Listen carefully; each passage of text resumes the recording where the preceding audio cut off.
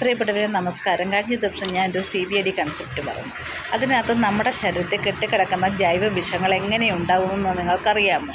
കാരണം നമ്മൾ ശ്വസിക്കുന്ന വായു, നമ്മൾ കുടിക്കുന്ന വെള്ളം, നമ്മൾ കഴിക്കുന്ന ഭക്ഷണ പദാർത്ഥങ്ങൾ, അത് പച്ചക്കറിയായാലും പഴവർഗ്ഗങ്ങളായാലും അതുപോലെ എന്ത് സാധനമായാലും അരി ഉൾപ്പെടെ എല്ലാം പല വിധത്തിലുള്ള വിഷങ്ങളും മായങ്ങളും ചേർത്ത് വരുന്നത് കാരണമാണ് ഈ ജൈവ വിഷങ്ങൾ നമ്മുടെ ഉള്ളിൽ കടന്നുകൂടുന്നത്. അപ്പോൾ ഈ ജൈവ വിഷങ്ങൾ മാറ്റി നമ്മുടെ ശരീരം ക്ലീൻ ചെയ്യണം.